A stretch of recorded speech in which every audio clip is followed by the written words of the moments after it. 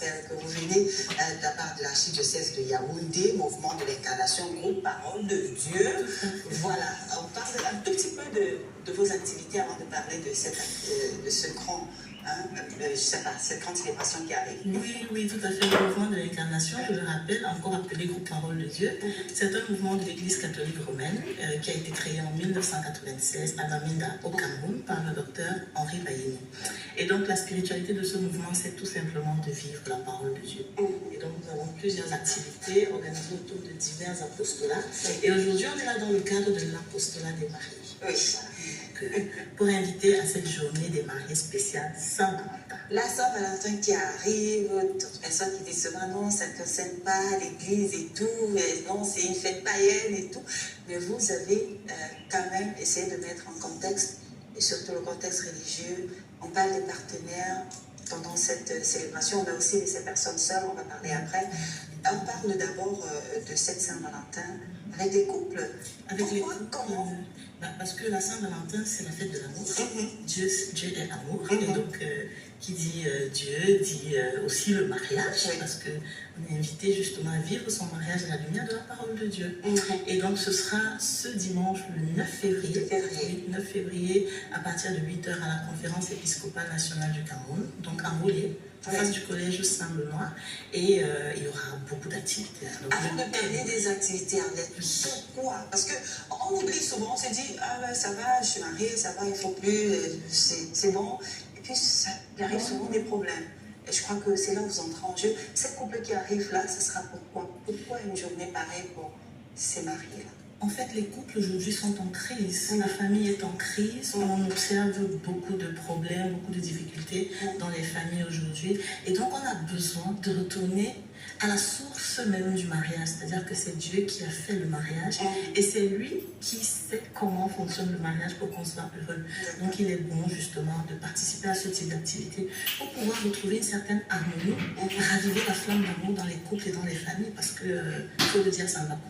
Ça ne va pas. Donc on a vraiment besoin de Dieu qui va nous enseigner comment nous aimer au quotidien. Et qu'est-ce que vous avez prévu pour ces personnes-là? Donc cette année, le thème est tout spécial. Que tu es belle, que tu es beau. Tiré de Cantique 1, versets 15a et 16a. Donc ça va être vraiment une journée remplie d'amour. Je voudrais préciser que nous sortons des week-ends des mariés organisés par le mouvement de l'incarnation à Kribi. Et donc ça va être comme une continuité, parce que pendant 2 week-ends, les couples mariés, environ 300 couples mariés se sont rassemblés à Kribi pour célébrer leur amour et vivre véritablement selon ce qui est bon. Et donc ça va être comme une continuité pour ceux qui étaient à Kribi.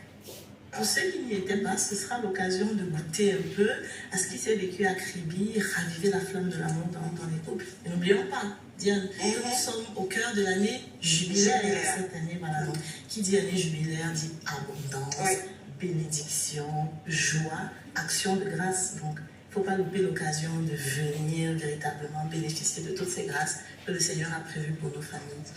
D'accord. On aura toutes ces activités, mais juste à côté, ce qui nous intriguait, parce que quand je feuilletais un peu toute la documentation que vous avez envoyée, on voit aussi qu'il y a une journée des personnes sans partenaire.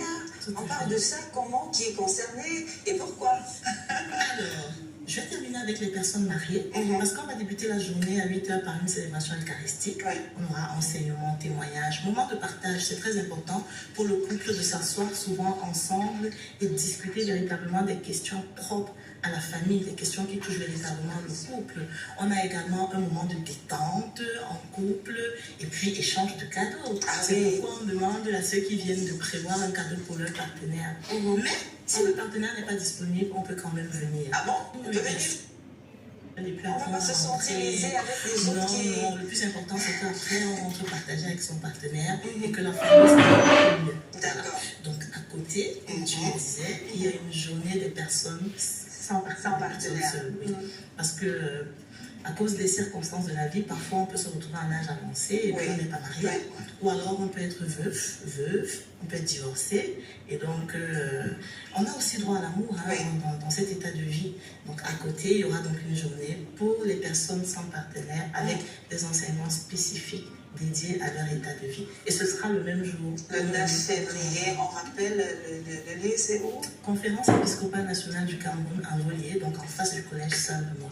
Et puis dans les autres villes aussi, hein, ce sera organisé. Douala, Bafoussam, Garoua, Ngaoundéré, le même jour. Même au Canada, hein, même au Canada, c'est du Merci d'être venue, Arlette Guénin.